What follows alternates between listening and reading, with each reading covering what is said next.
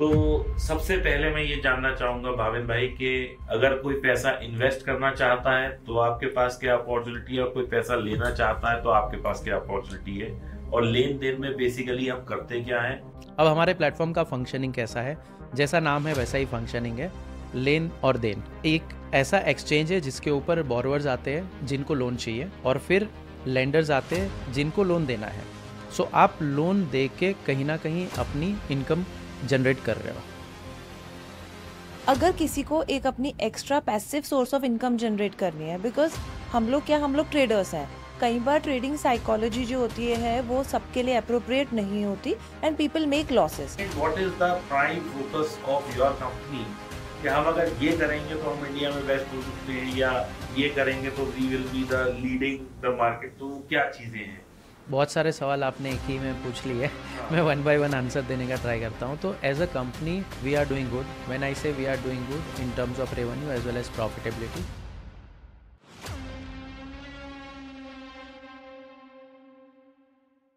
नमस्कार दोस्तों, स्वागत है एक नए एपिसोड ऑफ डीप टॉक्स में। दोस्तों, जैसा कि आप जानते हैं कि मैं हर बार कुछ ना कुछ नया बिजनेस का सोर्स लेके आता हूं, कुछ नया ऐसा लेके आता हूं जो आप लोगों को जानने की जरूरत है। कुछ एक अपॉर्चुनिटी लेके आता हूं आप सब लोगों के लिए, जिससे कि आपका पैसा मल्टीप्लाई हो सके या एक्सपोनेंशियली बढ़ सके। कभी वो स्टॉक मार्केट होता है, कभी वो कोई बिजनेस आइडिया होता है, और कभी कभी वो कोई इन्वेस्टमेंट अपॉर्चुनिटी होती है। तो दोस्तों, आज एक ऐसी ही इन्वेस्टमेंट अपॉर्चुनिटी जो कि आपका एक बड़ा बिजनेस भी बन सकता है, और इतना बड़ा बन सकता है कि वो आपको बहुत अच्छी कमाई दे सकता है, मेरे जहन में आया। तो मैंने सोचा ये तो एक बहुत अच्छी चीज है जो मुझे आप लोगों के साथ शेयर करनी चाहिए, क्योंकि दोस्तों जहां पैसा वहां हम, और वहीं पे है डीप टॉक्स आप और हम। तो दोस्तों, आज जो हमारे गेस्ट हैं वो बहुत बिजी रहते हैं। वैसे इन्होंने बहुत सारे करीब 2.5 करोड़ लोगों को पैसे लेन देन में मदद की है। और दोस्तों, ये एक ऐसा काम करते हैं जिसमें कि आप भी कमा सकते हैं, और बहुत सारे और लोग भी इनके साथ जुड़ के कमा पा रहे हैं। इनकी एक ऐप है जिसमें कि आप पैसे का लेन देन भी कर सकते हैं।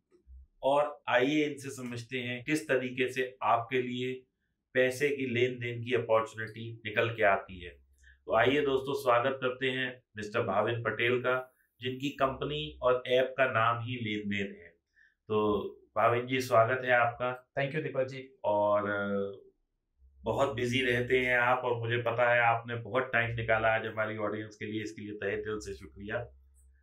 तो सबसे पहले मैं ये जानना चाहूंगा भाविन भाई कि अ, अगर कोई पैसा इन्वेस्ट करना चाहता है तो आपके पास क्या अपॉर्चुनिटी है, और कोई पैसा लेना चाहता है तो आपके पास क्या अपॉर्चुनिटी है, और लेन देन में बेसिकली हम करते क्या हैं, और आप कैसे लोगों को, जिनको पैसा लगाना है उनकी मदद करते हैं, और जिनको लेना है उनकी भी मदद करते हैं।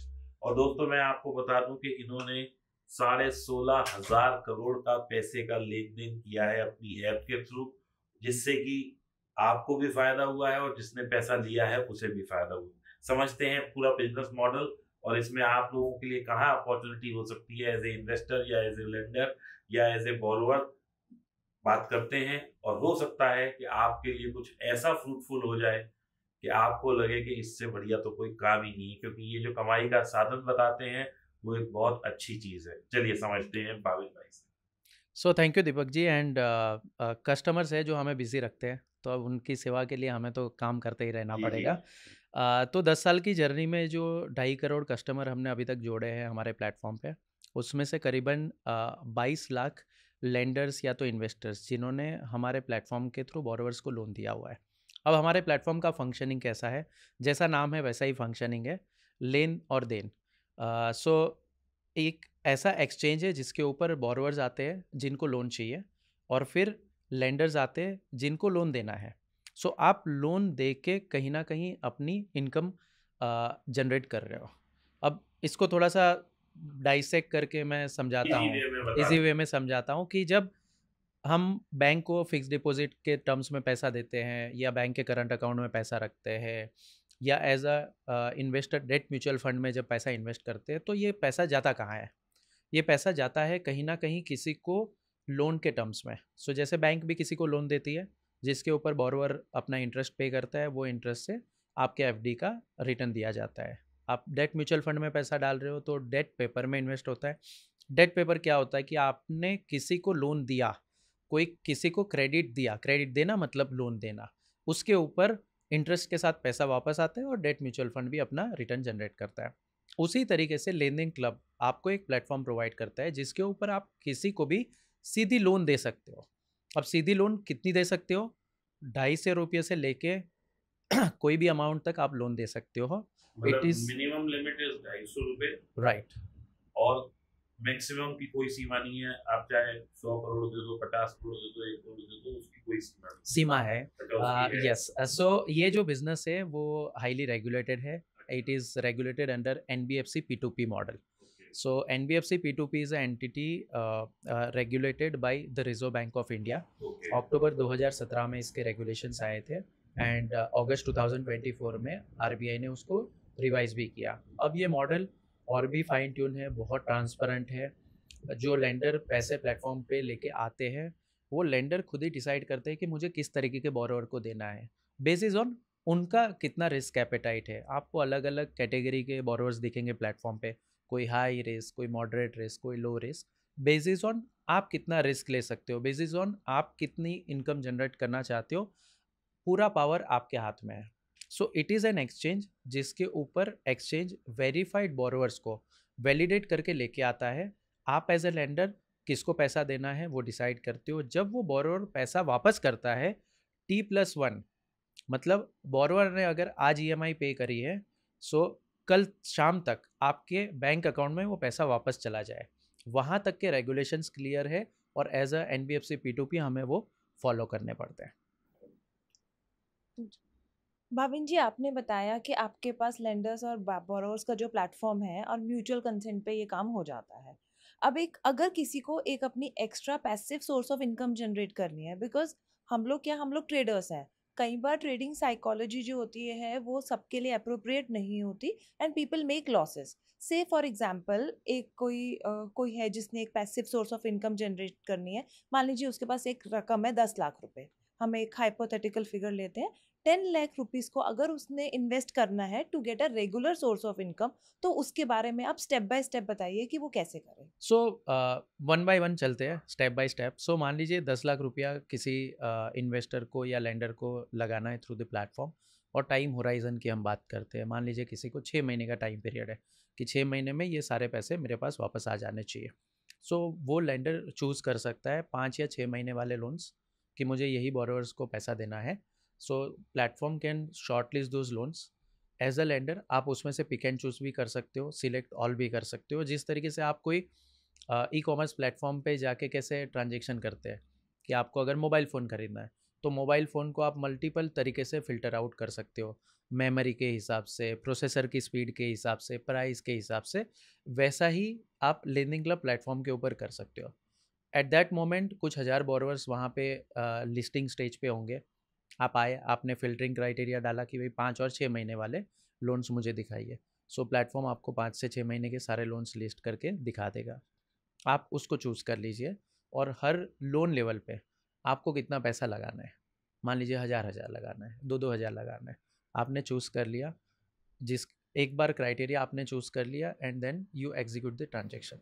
मतलब ये जैसे 10 लाख रुपए हैं से राइट। फॉर एग्जांपल, तो वो अलग अलग बोरोवर्स को मैं अलग अलग तरीके से भी दे सकती हूँ, जैसे 1 लाख एक को, 2 लाख एक को, और ऐसे करके भी कर सकते हैं हम उसमें। राइट, तो वो 1 लाख 2 लाख नहीं जाता है। बहुत बढ़िया लेवल का डाइवर्सिफिकेशन हमारा प्लेटफॉर्म प्रोवाइड करता है। तो जो मैंने आपको स्टार्टिंग में बताया कि आप एक बोरोवर को 250 भी दे सकते हो।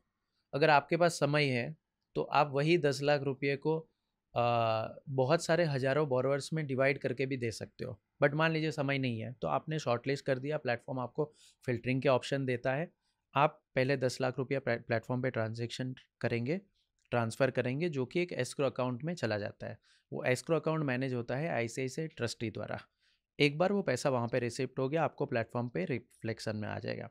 सेकंड स्टेप, आपने लोन्स को चूज़ कर लिया, 5 महीने 6 महीने वाले लोन्स में मुझे पैसा देना है। आपने लोन्स चूज़ कर लिए, मान लेते हैं कि 1000 लोन्स आपने उसमें चूज़ कर लिया, तो 1000 बोरोवर्स आ गए, सबको 1000 रुपया जाएगा। पैसे आ गए, बोरोवर्स चूज़ हो गए, अब आपने ट्रांजेक्शन एग्जीक्यूट कर दिया।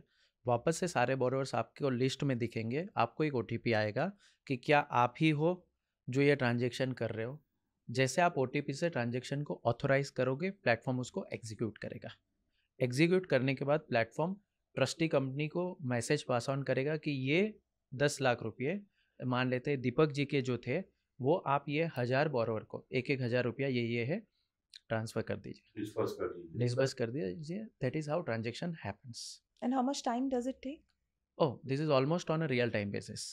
सो मान लेते हैं कि वो बोरोवर जो प्लेटफॉर्म पे आके बैठे हुए हैं वो 2 घंटे पहले आए हुए हैं, आपने आके अभी ट्रांजेक्शन किया, तो मान लेते हैं कि जो बोरोवर को आपने 1,000 रुपया दिया, उसमें से एक बोरोवर की रिक्वायरमेंट 10,000 की थी, तो आपके जैसे 9 और लोग हैं जो उनको 1,000 कमिटमेंट करेंगे। जैसे ही ये 10,000 की कमिटमेंट कंप्लीट हो जाती है, वो लोन 10,000 का एक टोटल बन जाता है और डिसबर्समेंट में चला जाता है। और ये रियल टाइम बेसिस पे होता है। Generally disbursement timeline for the borrower is around 2 to 4 hours on an average. अब मान लीजिए एक कोई आदमी है जिसको 10,000 चाहिए, अब 9 लोगों ने या 10 लोगों ने मिलकर उसे 1,000 दिया। अब जो वो EMI अपनी पे करेगा, तो वो कैसे होगा? या बैंक से अपने आप कट जाएगी उसकी EMI? उसकी EMI बैंक से अपने आप कट जाएगी। जो NACH मैकेनिज्म है, जो भी लैंडिंग इंस्टीट्यूशन इंडिया में है, वो सारे NACH सिस्टम यूज करते हैं टू डिडक्ट दी EMIs। वही सेम तरीके से EMI हम भी डिडक्ट करते हैं। ये सब आप पहले से ही प्री रजिस्टर करके यस, एब्सोल्युटली। जब बोरोवर प्लेटफॉर्म के ऊपर लोन अप्लाई करता है, उसी टाइम पे ये सारी प्रोसेस हो जाती है। तो आप एक बैंक से या NBFC से जब लोन लेते हैं, कैसी प्रोसेस होती है, वो सारी चीजें हम फॉलो करते हैं। और सारे जो नियम हैं, जो RBI के नॉर्म्स हैं, या गवर्नमेंट के नियम है, वो सब you guys are following that? बिल्कुल। See, we are also entity under the Reserve Bank of India. अच्छा। सो हमें वो सारे रूल बाय डिफॉल्ट फॉलो करने ही होते हैं, whether it is KYC related, whether it is to check the bureau report. Bureau report मतलब सिबिल वगैरह जो चेक करने हैं, वो भी कंपलसरी होता है। हम जो लोन्स अप्रूव करते हैं, उसके अंडरराइटिंग क्राइटेरियाज क्या है, वो भी हमें बोर्ड लेवल पे अप्रूव करने पड़ते हैं, जो regulator time to time check भी करते हैं। उसमें से कुछ क्राइटेरिया हम प्लेटफॉर्म पे डिस्क्लोज भी करते हैं, ताकि जो पैसे लगा रहे हैं उनको पता चले हम कैसे बोरोवर्स को चूज़ करते हैं। तो वो एग्जैक्टली वैसे ही तरीके से होता है जो कोई भी लैंडिंग इंस्टीट्यूशन इंडिया में करता है। जब ये पैसे, जो सवाल आपका था कि आप NACH यूज़ करते हैं, NACH हम यूज़ करते हैं। मान लीजिए कि 1 जुलाई इज़ द ड्यू डेट, तो 1 जुलाई को पैसे डिडक्ट होके वो बोरोवर से वापस आ जाएंगे। अब आपने जो दीपक जी 1,000 लगाया था, वैसे दूसरे 9 लोगों ने और 1,000 लगाया था। अब मान लेते कि EMI जो वापस आया वो 100 रुपया आया, इंटरेस्ट प्लस प्रिंसिपल मिलकर, और दिया था 10 लोगों ने, तो 10-10 रुपया सारे लोगों को चला जाएगा। And this is where the technology comes into the picture. The mapping of this numbers is what my technology does. तो देखिए, ये तो आपने बताया एक मैकेनिज्म, राइट। अगर मैं पैसा देना चाहता हूँ, राइट। अब अगर मान लीजिए मैं पैसा लेना चाहता हूँ, राइट, मुझे नीड है आज मान लीजिए 10 लाख रुपए की, राइट, तो मेरी कितनी मैं पैसा उठा सकता हूँ, इसका भी कोई क्राइटेरिया है? राइट। हाउ डू यू जज दैट? सो हमारी कंपनी का एक दूसरा प्लेटफॉर्म है जो इंस्टामनी के नाम से है। वहाँ पे हम बोरोवर्स को लोन अप्लाई करने का ऑप्शन प्रोवाइड करते हैं। सो इंस्टामनी से आप 10,000 रुपया का भी लोन ले सकते हो, स्टार्टिंग फ्रॉम 5,000 अप टू 50,000 का लोन आपको वहाँ पे मिलता है। उसके अलावा as a P2P lending company हम पार्टनर्स के साथ भी काम करते हैं। जैसे पार्ट्स में हमने भारत पे जैसे बड़े पार्टनर के साथ काम किया। करंटली हम गूगल पे के साथ काम करते हैं, फोन पे के साथ काम करते हैं। तो आप एज अ बोरोवर लोन लेना चाहते हैं, जैसे मैं गूगल पे बहुत यूज करता हूँ, तो मेरे पास आता है you have a offer of personal loan of 2 lakh, 5 lakh, जिसमें से एक प्लेटफॉर्म हम भी होंगे। अच्छा, मतलब वो जो 10 लाख मुझे मिलने वाला है, अगर वो किसी और से मिल रहा होगा। अच्छा, वो किसी और। अगर आप 5,000 से 50 लाख के क्राइटेरिया में होंगे, तो आपको लेनिंग क्लब का ऑप्शन भी दिखेगा। अच्छा, वहाँ लिखा आता है। यस, वहाँ पे क्लियरली लिखा है, ऑप्शन आएगी मुझे किससे लेना है। Right, correct, okay, right.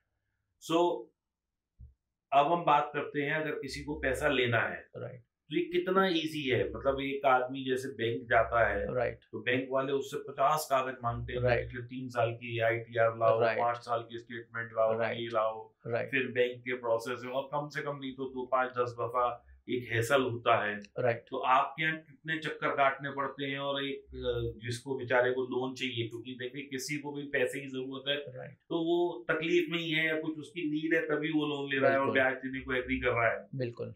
तो अगर मान लीजिए आज मैं एज ए बोरोवर जाता हूँ, यानी कि मुझे पैसा चाहिए, राइट, नहीं बोरोवर नहीं, ऐसे बोरोवर ही कहलाऊंगा ना, मैं तो बोरोवर ही जाऊंगा। राइट। तो मैं आपके पास आया या ऐप पर गया, मैंने कहा जी मुझे 5 लाख रुपए चाहिए, तो इसके लिए मुझे कितनी हैसल उठानी पड़ेगी और कितने दिन वेट करना पड़ेगा या कितने चक्कर लगाने पड़ेंगे? सो देखिए, चक्कर का जो सवाल पहले आपने पूछा कि 2-3 चक्कर लगाने पड़ते, तो चक्कर पहले दिन से जब से लेंडिंग क्लब प्लेटफॉर्म स्टार्ट हुआ तब से वो चक्कर एक्चुअली जीरो ही थे, कोई अच्छा, चक्कर वो ही जीरो नहीं ही है, है, बिल्कुल। Very good, and that is where the technology plays the important role. Okay. Again bank जब लोन, जैसे होम लोन हो गया वैसे टाइप की लोन का ओरिजिनेशन करता है, तो वेरिफिकेशन वगैरह के लिए तो आपको जाना ही पड़ता है, because still India is not that much digitised on the underwriting of home loans and all.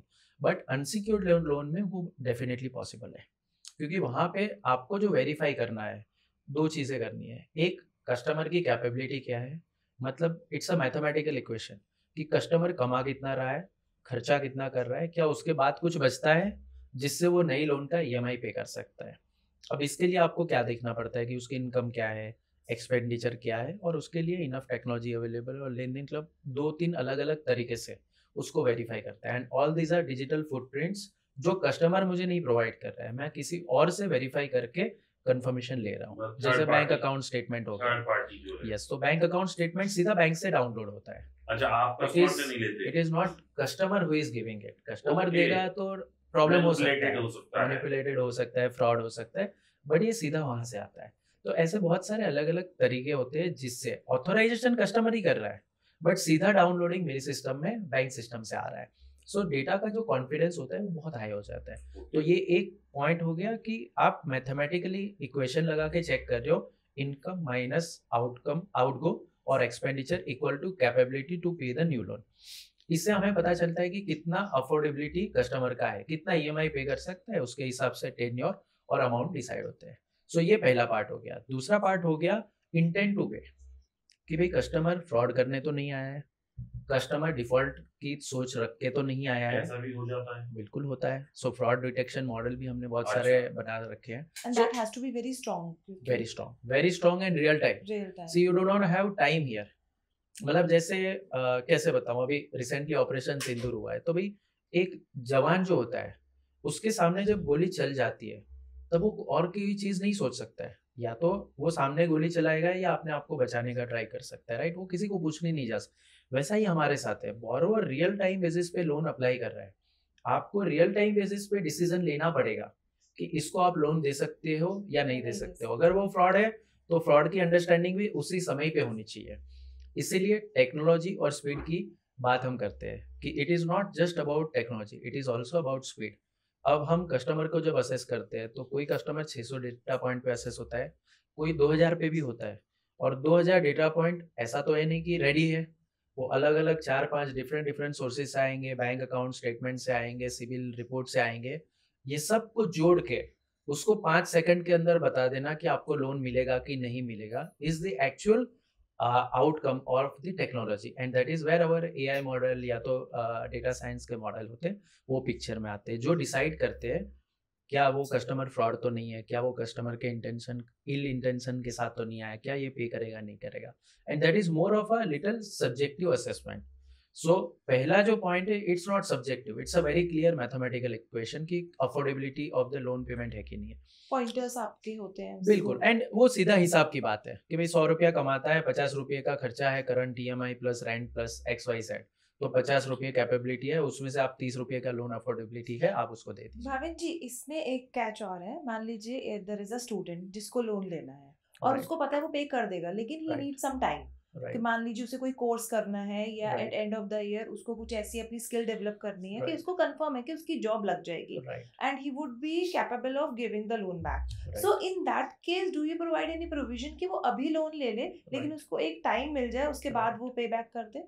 नहीं, अभी के लिए तो लेंडिंग क्लब प्लेटफॉर्म पे हम जितनी भी लोन सोर्स करते हैं वो सोर्स में आपकी कोई ना कोई इनकम होनी चाहिए, उसके बिना नहीं हो सकता। स्टूडेंट हो या ऐसा कोई बंदा हो, उसको हम लोन नहीं दे सकते। एस्टैब्लिश होना जरूरी है, because ultimately we are responsible to do this verifications so that lenders can take decision to give the loan. तो स्टूडेंट लोन कैटेगरी में हम ऑपरेट नहीं करते अभी। अच्छा, एक चीज और बताइए, जैसे आपने अभी कहा कि fraud management is there, then CIBIL check is there और third party verifications are there, तो ये सब हमने कर लिया, अब मैं एज ए कस्टमर आपके पास आया, आपने मेरे से सब ले लिया, राइट। अब मेरी क्या इनकम है उसका पैरामीटर मैं लिखूंगा या जो मेरी लास्ट की ITR है उस पर डिसाइड होगा? This is one. सेकेंड, जो बैंक स्टेटमेंट आप लेते हैं उसमें क्या क्या चीजें होती हैं जो चेक पॉइंट है, ताकि अगर कोई लेना चाहे तो अगर वो कुछ सुधार कर सके अपने प्रोसेस में, so that for him it becomes a better habit and a better thing to understand, ताकि उसे कभी भी लोन आपसे लेना हो या कहीं से भी लेना हो, राइट, वो एक इजी प्रोसेस में अपने आप को प्रेजेंट कर सके। राइट, मैं ये जो लेने वाला है जिसको लोन चाहिए मैं उस प्रोस्पेक्टिव से पूछ रहा हूँ। Right. Secondly, do you have any check points, तो इस पैसे का क्या करने वाला है? राइट। सो पहला पॉइंट, कस्टमर अपना जो रीपेमेंट कैपेबिलिटी वाला सवाल जो है कि आपकी इनकम कितनी है, एक्सपेंडिचर कितनी है, उसको हम कस्टमर के डायरेक्ट डेटा पॉइंट से नहीं कभी कैप्चर करते हैं। हम इनडायरेक्टली ही वेरीफाई करते हैं, क्योंकि कस्टमर तो कोई भी चीज़ एस्टैब्लिश करने की बात कर सकता है। मैं ये बोलूँ कि भाई मैं तो हर महीना 2 करोड़ की इनकम कमाता हूँ, बट इट डजेंट मैटर कि वो 2 करोड़ है, 2 लाख है या 2000 है।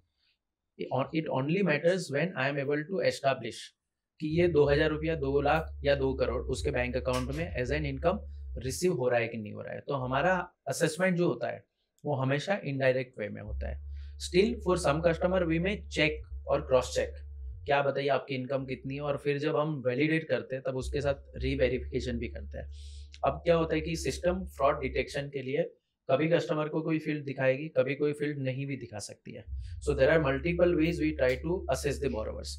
अब इसमें मैं आपको ज़्यादा डिटेल में ये नहीं बता पाऊंगा कि कस्टमर कैसे ध्यान रख सकता है, क्योंकि उसका नेगेटिव फायदा भी उठाया जा सकता है। बट सिंपल अगर लेमैन के टर्म्स में मैं बताऊं कि अगर हम एज अ इंडिविजुअल, मैं अगर कोई बोरोवर के सामने बैठा हूँ एज अ क्रेडिट मैनेजर, मैं उसको चेक करूँ तो मैं क्या करता, या तो आप अगर क्रेडिट मैनेजर है तो आप क्या समझने का ट्राई करते हैं कि भाई कस्टमर कैसा है, उसका बिहेवियर कैसा है, किस तरीके के खर्चे वो करता है, क्या वो सीधे खर्चे करता है। सीधे खर्चे की मतलब है कि आप कोई स्पेक्युलेटिव इन्वेस्टमेंट में पैसा तो नहीं लगाते रहते हैं, पता चला और यहाँ से लिया और कहीं और लगाया, right, which is in a way restricted area of giving a loan.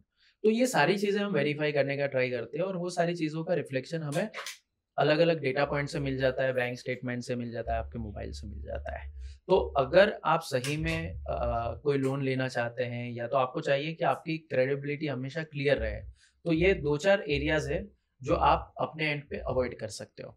दूसरा जो सवाल था आपका, वेदर कस्टमर टेल्स अस कि उसको क्या पर्पस के लिए चाहिए, यस एब्सोल्युटली, वो कस्टमर को डिस्क्लोजर देना पड़ता है, और वो कंफर्म भी करता है कि मैं यही पर्पस के लिए पैसा यूज करूंगा। And I think it is the same mechanism जो all the lending institution use करती है इंडिया में, बैंक हो, NBFC हो, NBFC P2P हो, वो सेम तरीके से उसको करते हैं। अब जैसे मैं अगर कोई बैंक से लोन लेता हूँ, मैं अपनी भी बात करूँ किसी की भी, पहले तो बैंक मेरे से पेपर और पूरा प्रोसेस फॉलो कराता है कि 2 साल की ITR दे दीजिए, बैंक स्टेटमेंट दे दीजिए, रेंट आता है कहीं से तो इनकम का सोर्स दे दीजिए, और कंप्यूटेशन ऑफ इनकम दे दीजिए, ये सब मांगता है बैंक। जनरली आपने भी देखा होगा, उनका कोई एग्जीक्यूटिव आता है वो ले जाता है, या ऑनलाइन आप आजकल व्हाट्सएप और ये सब बहुत आसान हो गया तो वहाँ दे देते हैं, KYC के आधार और वो सब दे देते हैं।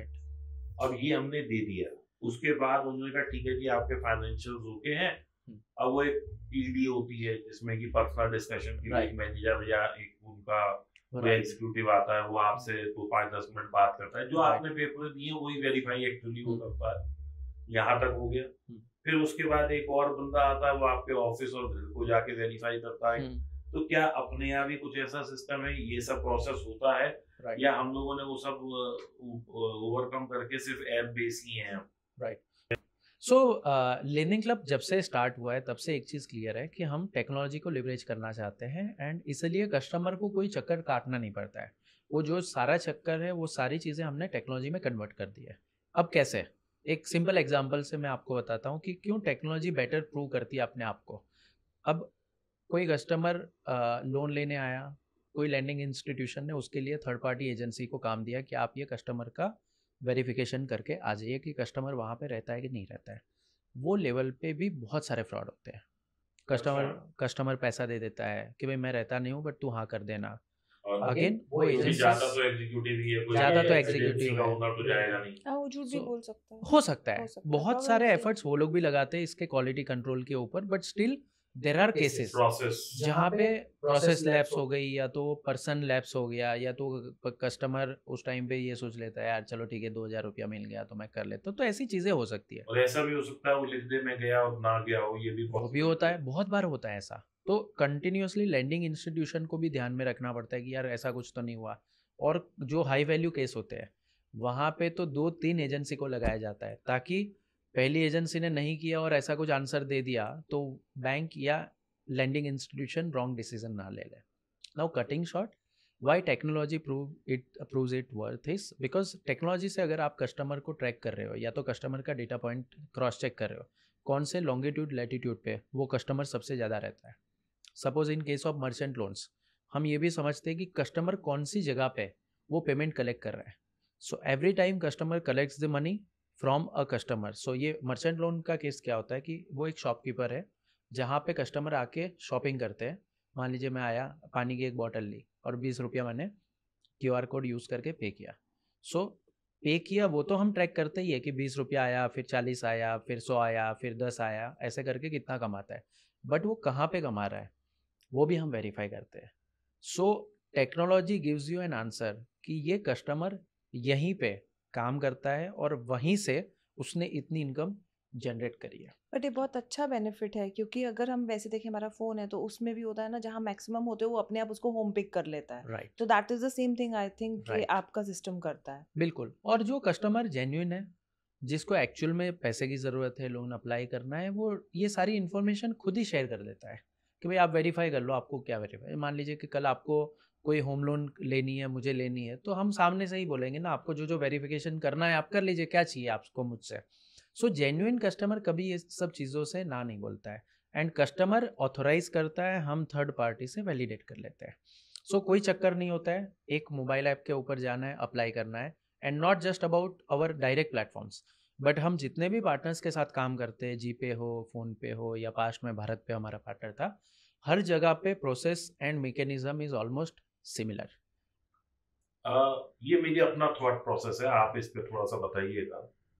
मैंने ऐसा, क्योंकि मैं भी फाइनेंस से ही रिलेटेड हूँ, बैंक हो, इंस्टीट्यूट्स हो, NBFCs हो, जो बड़े लोन होते हैं जो इंडस्ट्री के लिए दिए जाते हैं, वहाँ डिफॉल्ट ज़्यादा होता है। और एक आम आदमी जो टीवी ले रहा है, फ्रिज ले रहा है, कंज्यूमर लोन ले रहा है, या छोटी छोटी जैसे आपने बताया, वो जनरली बेईमान नहीं होता।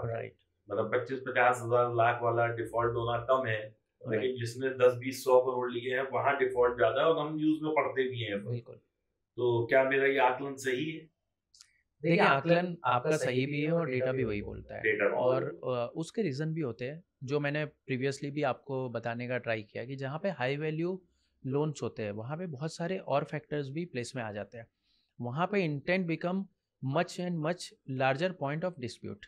वहाँ पे लैंडिंग कंपनी की अपनी सिस्टम, अपनी प्रोसेसेस के ऊपर भी सवाल आ सकता है कि किसी ने बाईपास कर दिया फॉर एनी पर्टिकुलर बेनिफिट के लिए। कस्टमर ने कुछ ऐसी चीज़ें दे दी जो कम्प्लीटली गलत थी, बट आपकी सिस्टम ने उसको एक्सेप्ट कर ली। तो बहुत सारे इफ्स एंड बट्स होते हैं। अब इसके लिए मैं थोड़ा सा आपको 10 साल पीछे लेके चला जाता हूँ, इनफैक्ट 11 साल, जब लेन देन क्लब का आइडिया फॉर्मेशन स्टेज पे था। सो लेन देन क्लब के बारे में सोचने का विचार इसलिए आया था कि उस टाइम पे मार्केट में एक बहुत बड़ी गैप थी। और ये गैप क्या थी कि मार्केट में आप जाइए, आपको 5 करोड़ का लोन चाहिए इंडिया के अंदर तो इजीली मिल रहा है, बट आपको अगर 10,000, 50,000, 5,000 का लोन चाहिए तो कोई देने के लिए रेडी नहीं। And the reason was simple, एक लार्जर लैंडिंग इंस्टीट्यूशन के लिए 5 करोड़ के एक लोन में भी इनकम उतनी ऑलमोस्ट आने वाली है, एफर्ट बहुत कम हो जाता है, प्रॉफिटेबिलिटी बहुत ज़्यादा बढ़ जाती है, और एक साथ में 5 करोड़ डिप्लॉय हो गया, तो इसलिए वो दे रहा है। उसको 5,000 देने में इंटरेस्ट नहीं है, क्योंकि 5,000 वाले आप कितने हज़ारों कस्टमर को इकट्ठे करोगे तब जाके वो 5 करोड़ का सम होगा। इनकम जनरेट हो ही नहीं रही है उसमें। और दूसरी चीज़, आप 5,000 के लोन लेवल पे कैसे प्रॉफिट जनरेट करोगे, क्योंकि आपकी सिस्टम तो बनी हुई है 5 लाख की एवरेज पे या 10 लाख की एवरेज पे, और बनी हुई है 5 करोड़ की टिकट साइज देने के लिए। तो ये बहुत सारे गैप्स थे, मिसमैचेस थे, एंड एक जो हमेशा से लोगों के माइंड में या तो जो भी लैंडिंग इंस्टीट्यूशन लार्जर इंडिया में ऑपरेट करते थे उनके माइंड में हमेशा ये रहता था कि यार रिटेल लोन क्यों देने चाहिए, retail loans are more prone to risk. लेकिन डेटा कभी भी ये नहीं बोलता था। एंड आप जो पॉइंट बोल रहे हो वो भी वही है कि आज की डेट में भी आप रेटिंग एजेंसी के नोट्स में जाओगे तो वो एक सेंटेंस ज़रूर लिख देते हैं कि ये बैंक का या तो ये एनबीएफसी का या तो ये P2P प्लेटफॉर्म का retail exposure is higher which is subject to more vulnerability. But believe me, कोई भी डेटा ये प्रूव नहीं कर पाएगा। When I used to work with NBFCs, मैं बहुत बार रेटिंग एजेंसीज के साथ ये पॉइंट पर अट जाता था कि भाई मेरी एनबीएफसी एसएमई लैंडिंग में है, आप एक सेंटेंस ये जो लिखते हो कि SMEs are subject to vulnerability of economical issues. अरे भाई इकोनॉमिकल इश्यूज होंगे तो सबको ही वल्नरेबल है, सवाल वो है ही नहीं। आपको ये देखना चाहिए कि मेरा जो कस्टमर बेस है डिले करके भी वापस पे कर रहा है कि नहीं कर रहा है। आप 2008 की क्राइसिस को बेंचमार्क कर रहे हो कि उस टाइम पे बहुत सारे बिजनेसेस ने डिले किया एंड हेंस आपके एसएमई कस्टमर्स ने पे नहीं किया था। बट आप ये भी तो देखिए कि उसके बेंचमार्क में ग्लोबल क्राइसिस, उसका बेंचमार्क कीजिए कि कितने कॉर्पोरेट्स ने नहीं पे किया था, कितने रिटेल कस्टमर ने पे नहीं किया था। तीनों का डेटा लीजिए और फिर आंसर कीजिए 12 मंथ्स डाउन द लाइन कौन बेटर था, 18 मंथ्स डाउन द लाइन कौन बेटर था, right. But the problem is people are not asking themselves also these hard questions कि हम लिख देते हैं। अब क्यों लिख रहे हैं? क्योंकि सबको ही लिख रहा है। सवाल पूछने के ऊपर भी nobody is ready to explore it. Sorry, coming back to the main point is कि मार्केट डेटा तो यही बोलता है। एंड दूसरा रीज़न है इसीलिए इंडिया के अंदर retail loans are always difficult to get. आप ये सोच लीजिए कि कोई इंसान अभी सच्ची प्रॉब्लम में है और उसको 20,000 का लोन चाहिए। आज की डेट में इतना डिजिटाइजेशन हो जाने के बाद, हमारे जैसे प्रोडक्ट अवेलेबल होने के बाद भी कई सारे लाखों कस्टमर्स ऐसे होंगे जिनको वो लोन नहीं मिलेगा and they have to go to local people जो महीने का 10% लेगा, महीने का 20% लेगा। There is no limitation to it. Awareness भी नहीं है if you think over it. जैसे ये प्लेटफॉर्म्स लोगों को पता भी नहीं होते हैं कि अवेलेबल है। अच्छा, इसमें भाविन जी जैसे एक आप बात बताइए, क्रेडिट कार्ड का हम पेमेंट करते हैं, अगर हम वहाँ से लोन लेते हैं और हमारी ईएमआई नहीं होती तो हमारा वो स्कोर खराब हो जाता है, सिविल स्कोर। तो आपके केस में भी ऐसा है कि अगर कोई पेमेंट नहीं करता तो उसका स्कोर खराब हो जाएगा? बिल्कुल। See, NBFC P2P is like any other lending institution. हमारे पास भी एज अ ऑर्गेनाइजेशन उतने ही राइट्स है जितने बाकी लैंडिंग कंपनी के पास है, और उतनी ही रिस्पॉन्सिबिलिटी भी है कि हम हर एक बोरोवर को लोन देने से पहले ब्यूरो चेक करें। वो हमारी रिक्वायरमेंट है एज अ इंस्टीट्यूशन, जो कि रेगुलेटेड रिक्वायरमेंट। और हर कस्टमर का ब्यूरो में डेटा सबमिट करें, उसने टाइम पे किया है, डिले किया है, वो भी हमारी रिस्पॉन्सिबिलिटी है। तो एग्जैक्टली सेम होता है जो अगर वो बंदे ने किसी और लैंडिंग कंपनी से, बैंक से, एनबीएफसी से पैसा लिया होता और क्या होता। जस्ट एक ऑडियंस की उसके लिए, क्योंकि we want audience to be responsible. अगर मान लीजिए किसी ने आज लोन लिया और उसकी पेमेंट डेट ईएमआई की 10 तारीख है और वो किसी वजह से नहीं पे कर पा रहा है, तो आप ये डेटा किस तारीख को सिविल में भेजते हैं? या उसके भी कुछ लेवरेज होती है उसके पास कि 5 दिन में मैं पे कर दूं तो चलो मेरा सिविल नहीं खराब होगा, या मैं किसी वजह से नहीं पे कर पाया? क्योंकि देखिए परेशानी हो सकती है किसी को, टेक्नोलॉजिकल परेशानी भी हो सकती है, या हो सकता है किसी की अपने आप ही ईएमआई बाउंस हो गई फॉर एनी XYZ रीजन। क्योंकि मेरे साथ भी ऐसा हुआ है कि मेरे अकाउंट में पैसा था लेकिन वो ईएमआई प्रेजेंट हुई और वो नहीं कैश हुई। बैंक का मेरे पास फोन आया, मैंने कहा ये हो ही नहीं सकता, तो मैंने अपना स्टेटमेंट दिया, बैंक स्टेटमेंट, तो बैंक एग्रीड कि भाई पैसा है, सो माय विलिंगनेस टू पे is proved, but if there is a technical glitch I can't help it out. तो क्या उससे मेरा सिविल खराब होएगा? This is one. और कितने दिन में मैं अपनी ईएमआई दे दूं अगर मेरे से कहीं गलती से 10 तारीख स्किप हो गई? मान लीजिए मैं सैलरी में, मेरी सैलरी ही नहीं आई, भाई ये भी तो हो सकता है ना कि कई दफा कंपनी भी प्रॉब्लम में हो जहाँ आप काम करते हैं, तो फिर उस केस में क्या सिनारियो रहता है? तो इसका 2 पार्ट में आंसर देता हूँ मैं आपको। एक तो रिपोर्टिंग की जो डेट होती है फोर्टनाइटली होती है, अच्छा, हर 15 दिन में जाती है, and now we are shifting to weekly and then plan is to shift to every second day so that real time data जा पाए। लेकिन कस्टमर के पास हमेशा लिवरेज होता है। जैसे ईएमआई की ड्यू डेट है तो हम उसमें 3 दिन का और कंसिडरेशन करते हैं, क्योंकि टेक्निकल ग्लिच हो सकती है, कस्टमर ने अटेम्प्ट किया बट उस टाइम पे कोई प्रॉब्लम हो गई उसके बैंकिंग साइड पे, तो बैंकिंग ग्लिच की वजह से भी यूपीआई पेमेंट कभी कभी नहीं होते हैं। नहीं तो एंड होता। There are n number of possibilities. नहीं, एक दफा मेरे साथ ऐसा हुआ, मेरे बैंक से पैसा कट गया, क्रेडिट कार्ड वाला कह रहा है कि मुझे मिला ही नहीं। बहुत सारी चीजें होती अब हमने तो उसे अपना स्टेटमेंट भी दिखा दिया, राइट तो अब वो कह रहे सर हमारे यहाँ नहीं आया, क्योंकि उनके यहाँ भी लाखों पेमेंट रोज आ रही है। राइट उसमें हो सकता है कहीं ग्लिच में अटक गया, या Right. यूपीआई मुझे लगता है कई दफे ऐसा भी होता है कि मैंने आपको भेजा, राइट मेरे यहाँ से चला गया, आपको मिलना चाहिए घंटे में, मिला 4 दिन बाद, ये भी मैंने देखा है। बिल्कुल। सो these are all technical glitches and there are 10-15 different type of technical issues happen and we always stand with the customer in that case. So पहले तो ड्यू डेट के बाद आपको 3 दिन का ग्रेस पीरियड मिलता ही है Okay. कि भाई सैलरी डिले हो गई या तो उस टाइम पे बैंक में कुछ ग्लिच आ गई, बहुत सारे एन नंबर ऑफ रीज़न होते हैं, तो वो मिलता है। उसके अलावा भी सिचुएशनल जो प्रॉब्लम आती है, तो मान लीजिए आपके पास अभी उस टाइम पे पैसे नहीं है, but you are an honest customer, you reach out to the platform and you showcase this कि देखिए ये रीज़न है, ऐसा कुछ हो गया है, तो आप मुझे 1 वीक का टाइम दे दीजिए and our team is very flexible on that part. We understand the customer problem when it is a genuine problem, but customer has to prove the genuinity. जैसे आपने अपना केस बताया कि भाई मैंने स्टेटमेंट दिखाया, वहाँ पे पैसे पड़े हुए, तो इट वाज अ ग्लिच और सम अदर इशू जिसकी वजह से वो डिडक्ट नहीं हो पाया। It's a genuine case and we have to be with our customer in that situation. And मतलब मुझे तो पता भी नहीं लगा, क्योंकि मेरा तो ऑटोमेटिक कट जाता है। राइट जब नेक्स्ट मंथ का स्टेटमेंट आया तो मैंने देखा उसमें 5052 कुछ रुपए चार्ज लगा हुआ है, लेट पेमेंट फी। राइट तो फिर मैंने कहा भाई कैसे लगा दिया ये? राइट तो मेरे अकाउंट में पैसा, उन्होंने कहा आप स्टेटमेंट भेज दीजिए 1 महीने का, वो मैंने भेजा, तो of course they reversed it. तो ऐसा बहुत सिचुएशन आता है। ये भी होता है कि कभी कस्टमर का डेटा रिपोर्ट भी हो गया ब्यूरो में, उसके बाद चेंज भी हो सकता है। ऐसा कुछ नहीं है, ऐसा कोई स्टोन काउड चीज़ नहीं है कि एक बार रिपोर्ट हो गया तो वो चेंज नहीं हो सकता, वो रिवाइज भी होता है।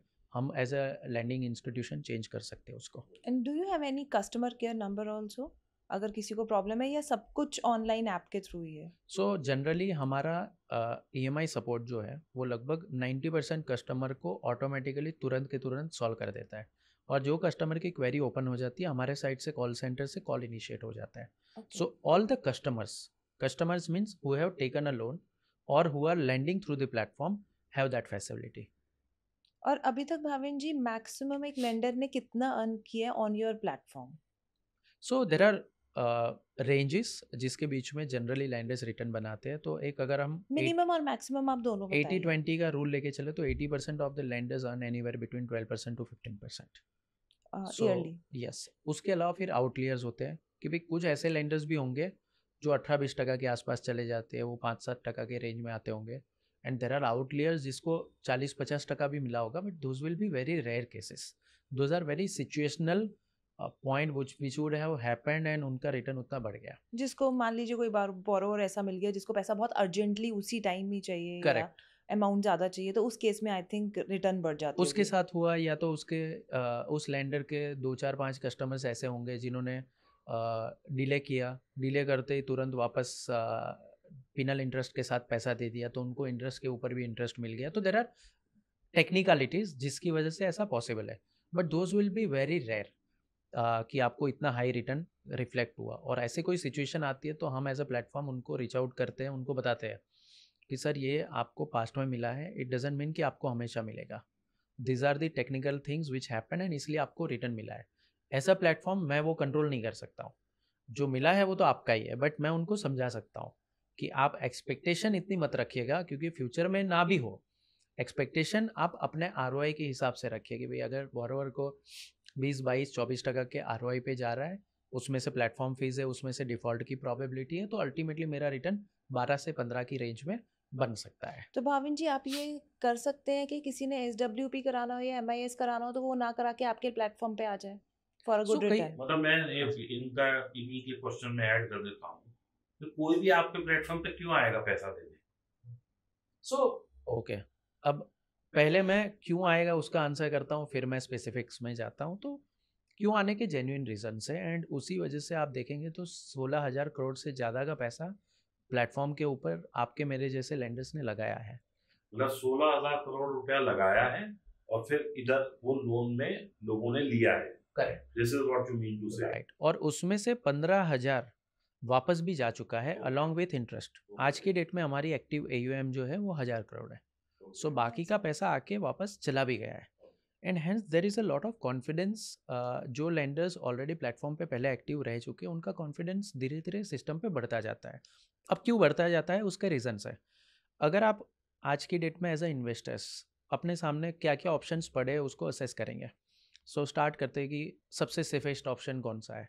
सो लेट्स लुक एट कि मैं एज अ इन्वेस्टर मेरे सामने क्या क्या इन्वेस्टमेंट ऑप्शन खड़े हैं और उसमें से किसको चूज़ करना चाहूँगा। सो सबसे सेफेस्ट ऑप्शन की पहले बात करते हैं कि F D is conceived as a safest option. वहाँ पे मुझे आज लगभग 5.5 6.5 तक के ROIs मिल जाते हैं। अगर मैं उससे थोड़ा सा ऊपर जाऊँ, बॉन्ड मार्केट में देखूँ, तो बॉन्ड मार्केट में अगर अच्छे ऑप्शंस देखूँ तो 8% से लेके 9 9.5% में बहुत सारे ऑप्शंस मुझे मिल जाते हैं। उसके अलावा अगर मैं इक्विटी साइड पे फोकस करूँ या तो म्यूचुअल फंड में चले जाऊँ जो कि इक्विटी बेस्ड है, वहाँ पे लॉन्ग टर्म में मुझे 12 से 18% का रिटर्न मिल सकता है। जनरली कोई भी एडवाइज़र या तो कोई भी फंड का हम देखते हैं तो 10 से 14 की फेयर एक्सपेक्टेशन लेके चलते हैं। अब difference between this two is कि बॉन्ड और जो एफडी होता है वहाँ पे आपको रेगुलर बेसिस पे रिटर्न मिल सकता है। आप क्वार्टरली ले सकते हो, मंथली ले सकते हो वगैरह। जबकि इक्विटी मार्केट एक्सपोजर में आपको एक लॉन्गर पीरियड तक होल्ड करना पड़ सकता है, क्योंकि बीच में कुछ साल डाउन पीरियड हो सकता है मार्केट का। जब तेज़ी चल रही है तो ज़रूरी नहीं कि आपका इन्वेस्टमेंट पीरियड और तेज़ी की साइकिल मैच हो। तो ये बहुत सारे रीज़न है। अब ये दोनों के बीच का जो फासला है वो आपको P2P लैंडिंग प्रोवाइड कर सकता है कि भाई P2P लैंडिंग में आप रेगुलर इनकम भी जनरेट कर रहे हो, 12 से 15% की रेंज भी एक्सपेक्ट करके चल सकते हो। हिस्टोरिकल डेटा तो यही प्रूव कर रहे हैं, तो आप एक्सपेक्टेशन अपनी इतनी रख सकते हो। अगर मुझे ऐसा कोई इंस्ट्रूमेंट मिल रहा है जहाँ पे मंथली बेसिस पे मेरी इनकम वापस आ सके, या तो मेरी लिक्विडिटी की जो एक्सपेक्टेशन है वो वहाँ पे फुलफिल हो सकती है, तो क्यों मैं ना करूँ। So there could be a good mix of portfolio जहाँ पे आप एफडी इन्वेस्टमेंट कर सकते हो, कुछ बॉन्ड एक्सपोजर ले सकते हो, P2P एक्सपोजर ले सकते हो, and then obviously equity market exposure तो हर एक इन्वेस्टर का होता है। यहाँ पे मैं रियल एस्टेट वगैरह के ऊपर कोई कमेंट नहीं करना चाहता, I am not an expert also, but those are different kind of instrument जहाँ पे आपको बहुत लॉन्ग टर्म के लिए भी होल्ड ऑन करना पड़ सकता है। तो मैं ऐसे असेट्स को कंपेयर कर रहा हूँ जहाँ पे सिमिलर कैरेक्टरिस्टिक है। तो इसीलिए आपका ओवरऑल पोर्टफोलियो लेवल का जो रिटर्न है, जो रेगुलर रिटर्न की आपकी एक्सपेक्टेशन है, वो P2P लैंडिंग बहुत अच्छे तरीके से फुलफिल कर सकता है। अब अगर उसके स्पेसिफिक्स में हम जाते हैं कि लैंडर्स किस किस तरीके से उसको यूज़ करते हैं, यूज़ केसेस क्या है, तो कई बार लैंडर इस तरीके से भी सोचते हैं कि अभी अगले 6 महीने तक मुझे और कोई इंस्ट्रूमेंट में ये इन्वेस्टमेंट नहीं करना है या तो पैसे नहीं लगाने हैं, इट्स माई वेटिंग पीरियड। तो मैं अभी के लिए लेंडिंग क्लब प्लेटफॉर्म पे बोरोवर्स में लोन दे देता हूँ, अगले 5-6 महीने में EMI के फॉर्म में पैसे वापस आ जाएंगे, तो फिर मैं मेरा जो पर्पज़ है उसको फुलफ़िल कर लूँगा। अ purpose could be stock market investment, purpose could be real estate investment, purpose could be his own business investment. But अब 6 महीने नहीं करना है, 5 महीने नहीं करना है, तो मैं यहाँ पे कर देता हूँ। So that could be a good replacement for anybody who is looking for regular cash flow coming back along with the income. एक चीज अब मुझे थोड़ा सा यहाँ पे अभी आपकी बातों से एक सवाल निकल के आ रहा है जो मेरे जिज्ञासा है कि मैं पूछूं आपसे। मान लीजिए मैं एक लेंडर और मैं पैसा देना चाहता हूँ फॉर 1 ईयर, यानी 12 महीने। ये एक लेंडर है जो देना चाहती है 6 महीने के लिए, इनको 6 महीने बाद पैसा चाहिए। मैं सोचता हूँ कि 1 साल में स्पेयर कर सकता हूँ, और कोई आदमी है जो केवल 3 महीने के लिए ही स्पेयर कर सकता है। तो क्या हमारे सबके लिए अलग अलग जगह है आपके प्लेटफॉर्म पे? बिल्कुल, we are a technology platform जिसके ऊपर 2 महीने से लेके 6 महीने के लोन टेन्योर्स भी है और 9 मंथ से लेके 12 महीने के लोन टेन्योर्स भी है। अच्छा, आपकी जो भी रिक्वायरमेंट है आप उस हिसाब से अपना एक्सपोजर ले सकते हैं। wonderful। तो दोस्तों मैं आप लोगों के लिए समराइज कर देता हूँ, जैसा कि भाविन भाई ने भी बताया कि एफडी आपको देती है 5 से 6% का रिटर्न, म्यूचुअल फंड ब्रॉडली 10 से 14% देते हैं, और ये हम बात कई बार कर भी चुके हैं। इसके बाद आपके पास और भी कई स्कीम्स हैं, उसमें भी पैसा बनता है, हम ये नहीं कहते कि वहाँ पैसा नहीं बनता, जो कि बॉन्ड है एक। लेकिन दोस्तों इन सब में एक चीज समझने वाली है कि रेगुलर इनकम आपकी कहाँ कहाँ से जनरेट हो सकती है। प्रॉपर्टी एक विकल्प है, लेकिन आज की तारीख में कोई भी प्रॉपर्टी, चाहे आप गाँव देहात में भी लें, शहर में लें, अपने घर के पड़ोस में लें, करोड़ों की बात हो रही है, लाखों का तो अब कुछ रह ही नहीं गया। लेकिन प्रॉपर्टी के साथ दोस्तों एक और बहुत बड़ा वो है कि प्रॉपर्टी मान लीजिए आज मैं नोएडा रहता हूँ, दिल्ली में, मेरे को Kirat place is the most premium, वहाँ मैंने 5-7-10 करोड़ की ले भी ली कोई प्रॉपर्टी, तो मुझे तो उसका रिटर्न मिलेगा वो 0.5% ही है, इन फॉर्म ऑफ रेंट, और जो इंक्रीमेंट अगर मैं देखता हूँ तो वो 7 से 10% का है प्रॉपर्टी का। तो और सबसे बड़ी बात, I need very huge money for that. तो दोस्तों, यदि आपके पास छोटा पैसा है, छोटे से मतलब मैं किसी को ये नहीं कहना चाहता कि कोई पैसा कम या ज्यादा होता है, यानी कि आपकी अभी इन्वेस्टमेंट 250 रुपए से लेके 10 लाख, 5 लाख, 20 लाख, 50 लाख तक की है, तो आप इनका प्लेटफॉर्म यूज कर सकते हैं, जहां आपको एक तरह से रेंटल समझ लीजिए या मंथली इंटरेस्ट समझ लीजिए, उस फॉर्म में एक पैसिव इनकम जनरेट हो सकती है। अब आप लोगों ने हमेशा सुना है कि मैं स्टॉक मार्केट में क्या बोलता हूँ कि 1.5 से 2% से ज्यादा कमाना बड़ा मुश्किल है। तो अगर इसी रेंज में एक और प्लेटफॉर्म मिल रहा है जहाँ पे आपके एफर्ट्स फ्री हैं, आप जब स्टॉक मार्केट करते हैं दोस्तों, तो सुबह 9:30 बजे और 9:15 बजे से लेकर 3:30 तक आपको स्क्रीन पे बैठना है, तो आप 2% या 1.5% जनरेट कर पाते हैं यदि आप इनका प्लेटफॉर्म यूज करते हैं। और कोई, जैसा कि भावन भाई से मैं समझ पा रहा हूँ कि आपको ये नहीं है कि एक ही किसी को 5 लाख रुपए देना है जो आपका कल को डूब जाए, आप 1000 रुपए के लोन दीजिए ना, 50 लोगों को, 100 लोगों को, तो आपका पैसा अगर, और जैसा कि इन्होंने बताया कि डेटा पॉइंट में 3% का वो हो सकता है, तो आप मान लीजिए आपने 100 लोगों को लोन दिया, 3 जगह से पैसा नहीं वापस आया, लेकिन बाकी जगह से जो ब्याज आएगा विच इज बिटवीन 16 to 22% जैसा इन्होंने बताया, तो उसमें तो आपका वो 3% कवर ही होने वाला है। तो अब इसमें एक कहावत याद आती है, never put all your eggs in same basket. तो आपने क्या किया, अपना रिस्क को मिटिगेट करके उसे स्प्रेड कर दिया। तो ये प्लेटफॉर्म है दोस्तों, क्योंकि मेरे को अच्छा लगा, मैं यूज कर रहा हूँ, तो मैं चाहता था कि आप लोग भी करें, क्योंकि आप सब जानते हैं कि डीप टॉक्स में हम बात करते हैं कि आप कैसे मुनाफा उठा सकते हैं, और केवल ये इन्वेस्टर्स के लिए नहीं है। अगर आपको पैसे की जरूरत है, आप आइए इनके प्लेटफॉर्म पे, अच्छे अच्छे विकल्प हैं, जैसा इन्होंने बताया 15% से लेके और 22% तक के लोन्स अवेलेबल हैं।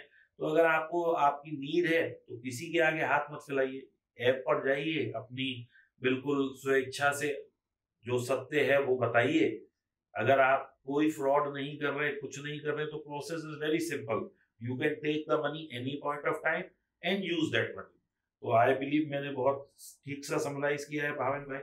कोई एक ऐसी बात जो आप हमारे ऑडियंस को और यूजर्स को बताना चाहें जिससे कि वो बेनिफिट कर सकें, चाहे वो लेंडर साइड हो या बोरोवर साइड हो, तो आप जरा प्लीज वो भी अपडेट करें, क्योंकि आपकी जो नॉलेज और जानकारी है वो बहुत ह्यूज है।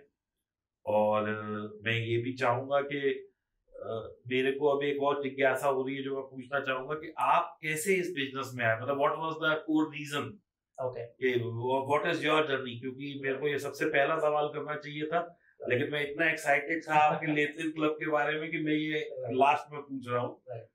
तो पहले तो आपने जो स्पेसिफिक इंसिडेंट पूछा, तो जब आप ये समराइज कर रहे थे तो मेरे माइंड में वही एक कस्टमर की स्टोरी याद आई। तो मैं एक कस्टमर को मिला था, उनका क्या है कि his wife and his mother every day morning once they finish their house और chores, they sit on the our platform and pick and choose the loans. तो जिस तरीके लोन्स, अच्छा, कि आज मुझे ये लोन में इन्वेस्ट करना है, इसमें करना है, इसमें करना है, अगले आधे घंटे 1 घंटे तक यही काम करते हैं। He at that point in time made a portfolio of some 27 lakhs, अभी तो शायद और बढ़ गया होगा, ये लगभग ऑलमोस्ट 1 साल पहले की बात है, सितंबर की बात है, last year. And he said कि अभी ये रूटीन बन गया मेरे घर में। अब मुझे इसलिए बात याद आई कि आपने जब ट्रेडिंग की बात करी, आपने बोला कि रोज़ स्क्रीन पे इतना टाइम से इतना टाइम तो हमें डालना पड़ेगा अगर हम यहाँ पे कुछ ट्रेडिंग में कुछ करना चाहते हैं। तो सेम चीज़ वो लेंडर ने मुझे बताई थी कि मेरे घर में आजकल P2P कैसे चल रहा है, कि हर रोज़ आधा पौना घंटा 1 घंटा डाल दो उसमें, जो भी कल का पैसा आया हुआ है वो आज ही डिप्लॉय कर दो। अब इससे एक फ़ायदा और क्या हो जाता है कि आपका जो भी इंटरेस्ट रिसीव हुआ वो तो मंथली हिसाब से होता है, कभी कभी उसमें 25 दिन होते हैं, कभी कभी 28 दिन होते हैं, बट आप उसको अगले ही दिन डिप्लॉय कर दोगे तो आपको इंटरेस्ट के ऊपर और इंटरेस्ट कमाने का अपॉर्चुनिटी भी मिल जाता है। सेकेंडली क्या है कि आपकी रोज चाहे मेरे को 10 रुपए आए या 1000 आए या 1 लाख आए, रोज आपके अकाउंट में भी कुछ पैसा आ रहा है। अगर आप रोज 30 दिन लोन दे रहे हैं तो 30 दिन तक पैसा आपको फिर ब्याज भी तो हर तीसरे दिन मिल रहा है ना, मतलब कि पहली तारीख वाले का पहली तारीख को आया, दूसरे तारीख को दूसरे वाला आया। तो अगर मेरे को मान लीजिए 1.5 लाख रुपए लगाने, तो मैं 5-5 हजार रोज लगाऊं तो मेरे अकाउंट में मुझे हर रोज पैसा आता हुआ दिखाई देगा। बिल्कुल, एब्सोल्युटली। और टाइम वैल्यू के हिसाब से आप उसको और बेटर वे में मैक्सिमाइज भी कर कंपाउंडिंग वाला फैक्टर भी। बिल्कुल। तो दोस्तों, केवल स्टॉक मार्केट ही पिक एंड चूज नहीं है, यहाँ एक और बहुत अच्छी बिजनेस अपॉर्चुनिटी है आप लोगों के लिए। थोड़ा समझने की कोशिश करिएगा। यदि नहीं समझ आया तो मैं रिक्वेस्ट करूंगा इस पॉडकास्ट को दोबारा से देखिए, पूरा एपिसोड समझिए, क्योंकि आपको ये ऐसा लग रहा है कि मैं बात कर रहा हूँ कि हम बैंक से लोन लेने की बजाय इनसे ले लें, लेकिन एक जो बहुत इंपॉर्टेंट अपॉर्चुनिटी की मैं बात कर रहा हूँ, यदि आपने उसको समझ लिया, क्योंकि मैं अब डिस्क्लोजर दे दूं कि मैं भी कर रहा हूं, अगर आप करना चाहते हैं आप भी करिए। राइट। अब आते हैं, आपने जो सेकंड क्वेश्चन पूछा था कि origination, how you come to this concept. Right. तो 2008 से मेरी जब फर्स्ट जॉब चालू हुई, 2008 से 2014 तक मैं बहुत सारे एनबीएफसीज के साथ काम कर रहा था as a consultant. I was helping them raise capital from the market and मैंने एक एनबीएफसी में एज ए एम्प्लॉय भी काम किया। So throughout that career I understood the lending ecosystem in India. और ये बहुत अलग अलग प्रोडक्ट पे मैंने काम किया है। एसएमई लेंडिंग किया है, मशीनरी लोन्स किया है, एमएफआई लोन्स किया है, 3 व्हीलर लोन्स किया, 2 व्हीलर लोन्स किया है, अनसिक्योर्ड लोन्स किए हैं, पर्सनल लोन्स किए हैं। तो अलग अलग चीज़ें मैंने बहुत करीबी से देखी। एंड क्योंकि ये सारे एनबीएफसीज काफ़ी छोटे साइज़ के थे, कोई 50 करोड़ का, कोई 100 करोड़ के ईओएम का, कोई 200 crore, 200 was the highest amount. So जब भी मैं काम करता था एज अ कंसल्टेंट या जब एम्प्लॉय भी था, तो मैं सीधा का सीधा प्रमोटर्स के साथ काम करता था। तो लैंडिंग बिजनेस के अंदर कैसे उसको देखा जाता है वो मैंने बहुत करीबी से देखा। और ये सारे कस्टमर्स बहुत अलग अलग डायमेंशन से आते थे। 3 व्हीलर लोन मतलब आप ऑटो वाले से इंटरेक्ट कर रहे हो, एमएफआई है तो एकदम बहुत ही lower strata of the income group से आप बात कर रहे हो। जब आप पर्सनल लोन के केस में जाते हो तो थोड़ा मिड सेगमेंट में आ गए, जब आप एसएमई लोन की बात कर रहे हो तो थोड़ा बिजनेस क्लास में आ गए, राइट। तो मुझे बहुत करीबी से ये सब चीज़ें देखने का मौका मिला, समझने का मौका मिला। तो जब 2013 में एक सिचुएशन ऐसी मेरे सामने आई, जब मैं एक एनबीएफसी में काम करता था, एक कलीग को उनके सैलरी बैंक अकाउंट से 50,000 रुपये की लोन रिजेक्ट हो गई। So he came to me, I reached out to the bank manager, क्योंकि बैंकिंग तो सारा मैं ही देखता था। तो उन्होंने बोला कि अरे सर, टिकट साइज़ बहुत छोटा है तो हम दे नहीं सकते। मैं बोला यार टिकट साइज़ क्या फ़र्क पड़ता है, तुम तो सैलरी अकाउंट होल्डर हो, आपको तो सारा डेटा दिखता है, कुछ करना भी नहीं पड़ेगा और यही कस्टमर पे करते जाएगा, इतने साल से काम भी कर रहा है कंपनी में। Then he give me the secondary reason कि 2008 में ये कंपनी का कोई ईएमआई डिले हुआ होगा, जब एक ग्लोबल फाइनेंशियल क्राइसिस चल रही थी, तो उस वजह से वो कंपनी हमारे नेगेटिव लिस्ट में है, इसलिए वहाँ काम करने वाले एम्प्लॉय को मैं लोन नहीं देना चाहता। अब देखिए आयरनी कितनी खतरनाक थी। वही कंपनी के साथ आप सैलरी बैंक अकाउंट ओपन कर सकते हैं, आप वो कस्टमर का डेटा देख भी रहे हो कि अच्छा 2 साल से वो बंदा काम कर रहा है, बट आप उसको 50,000 का लोन नहीं दे सकते, जबकि वो महीने की इनकम भी उसकी 30-35 हज़ार होगी शायद। तो ये तो गलत नज़रिया है। इस तरीके से आप कैसे लोन नहीं दे सकते हो। नहीं देना है, आपकी पॉलिसी ऐसी है कि भाई मैं देता ही नहीं हूँ 5 लाख से नीचे, अलग बात है, बट आप दे सकते हो लेकिन देना नहीं चाहते हो बिकॉज ऑफ दिस रीज़न। तो जब मैं थोड़ा न्यूआंस इसमें गया, थोड़ा डीप डाइव किया, तो मुझे समझ में आया कि कस्टमर जो बॉर्वर एक्चुअल लोन लेने जाता है, उसके इंटेंट को जज ना करते हुए बहुत सारी ऐसी चीज़ों को जज किया जा रहा है जिसके ऊपर उसका कोई कंट्रोल ही नहीं है। जैसे कि एम्प्लॉयर, मतलब मैं आपको भी एक कॉमन सेंस के हिसाब से सवाल पूछूंगा कि दीपक जी बताइए, एक कंपनी के अंदर काम करने वाले 2 लोग, अगर दोनों की सैलरी टाइम पे आ रही है, फिर भी पॉसिबिलिटी तो है ना कि उसमें से एक बंदा डिफ़ॉल्ट करेगा और एक कभी भी नहीं करेगा। There is a possibility. ये भी पॉसिबिलिटी है कि दोनों के लिए सैलरी बंद हो जाए, बट फिर भी उसमें से एक बंदा लोन का पेमेंट करते जाएगा बट दूसरा नहीं करेगा।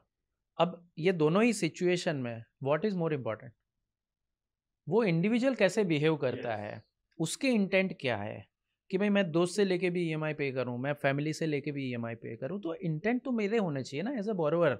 How come I am being judged basis on where I am working. And हमने जब लेनिंग क्लब प्लेटफॉर्म स्टार्ट किया, स्टार्टिंग के 1-2 साल ये डेटा को बहुत क्लोजली ऑब्जर्व किया।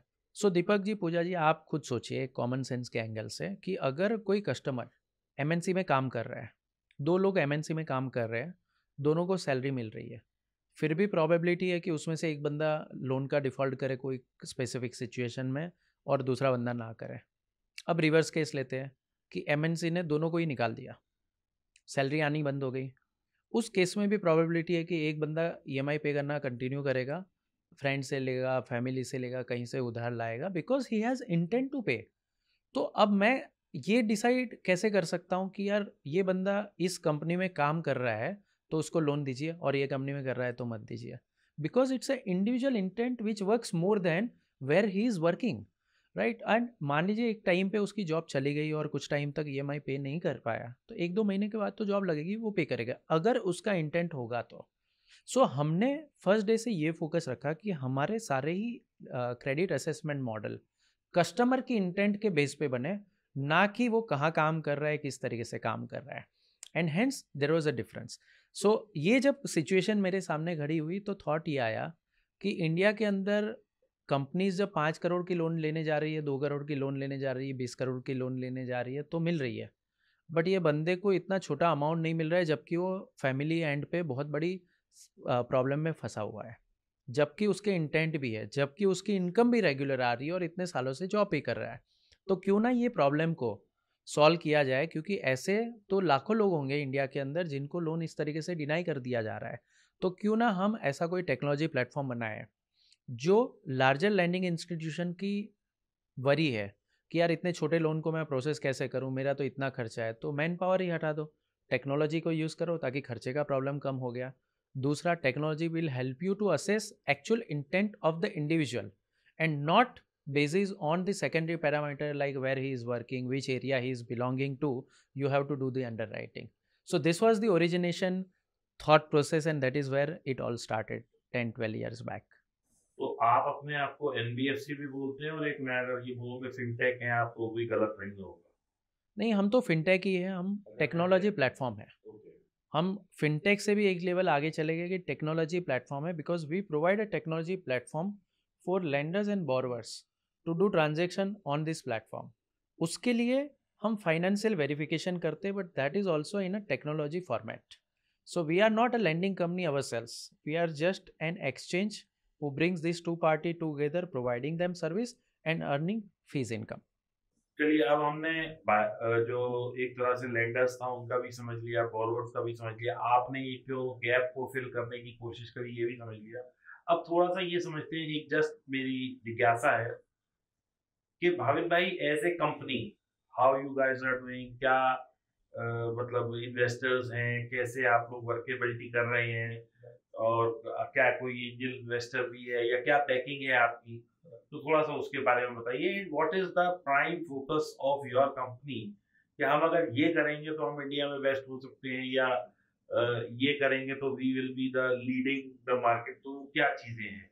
बहुत सारे सवाल आपने एक ही में पूछ लिए। मैं वन बाय वन आंसर देने का ट्राई करता हूँ। तो as a company we are doing good. When I say we are doing good in terms of revenue as well as profitability, so we raised our last round of capital in 2021 and since then we didn't require to raise any capital because we became very capital efficient and the profitability focus. So अगर मैं last 18-20 quarter की बात करूँ तो last 20 quarter में से 15 quarters हम profitable थे, and last 6-7 quarters are consistently profitable. So because we are profitable, we are consistently adding more cash to our reserves and surplus, we are able to do all the experimentation, innovation on the technology front which is required for the business.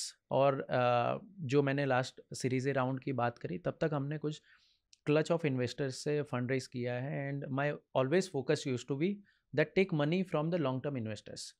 Because in India, you cannot build financial services business in 2 years or 4 years or 5 years. जब हमने 2015 में ये company start करी थी तभी clarity थी कि 15 साल कम से कम आपको लगेंगे एक अच्छे लेवल तक पहुंचने में. 25,000 करोड़ की लोन बुक, 50,000 करोड़ का ट्रांजेक्शन वॉल्यूम, ये सब करने में आपको 15-17 साल लगेंगे. अगर उससे कम होराइजन है तो शायद आपको आज स्टार्ट ही नहीं करना चाहिए. So that was a very clear thought process from the very first day, and hence जो भी इन्वेस्टर्स से हमने पैसे रेज किए, those are also like a good names who are known to invest for a long term. जैसे अर्थस्था venture fund is one of our backer, so they are already investor for last 6-7 years and they will continue investing for next 5-7 years as well. There is no hurry or push कि हमें exit चाहिए वगैरह, because they are all stable and long term investors. We have Amal Parikh, who is also very well known name in the stock market. So he also participated in Series A round, and he is also very long term investor, because these all people come from the stock market background and they are known to be there for the long term. Apart from that, we have some good startup founders also who are part of it. जैसे PB Fintech के co-founder Alok Bansal, he is also one of our shareholder. Then we have Kunal Shah. Kunal has been prolific investor into fintech, so he probably wanted to give back to society as well, that I want to support many startups. तो आपने कभी shark tank में जाने को नहीं सोचा? For fundraising, Yes. we don't require. अच्छा, good. हाँ, हमारे लेंडर और बोरोवर लाने के लिए ज़रूर सोचा जा सकता है, but probably not for this. So that is how our company is, and year over year we are making more and more profits. So it's a very stable organization, very stable platform, and I think that is one of the major reason for our lenders to have that confidence also, that if company is doing good, definitely for us it is one point where there is a tick mark. We don't need to worry about stability of the organization. Trust is always there. एक और सवाल जो हर interview जब आप podcast में वैसे मतलब job के लिए जाते हैं, Right. तो सामने वाला HR आपसे पूछता है कि where you see yourself after 10 years. तो So- as a company where you see after 10 years. तो मैंने जितने भी जॉब इंटरव्यूज दिए, मेरा आंसर भी यही रहता था कि यार 10 साल के बाद क्या होगा मैं कैसे बता सकता हूँ. हाँ, लेकिन एक चीज़ क्लियर है कि I want to start my own business after 5 or 6 years. That used to be my answer when I started giving initial interviews. So आज की डेट में भी हमारा विजन क्लियर है that we want to continue building a platform business on the lending side. So right now we operate into 3 company format. एक NBFC P2P है जो Len Den club. Second is loan service provider platform है which is Insta money, जहाँ से borrower source करते हैं हम, और including P2P we work with multiple lending institution. And third is a technology platform which helps other technology LSPs like GPay, PhonePe, InstaMoney to get integrated with other regulated entities, because it's a very big nightmare and headache to integrate with each and every lending company in the India.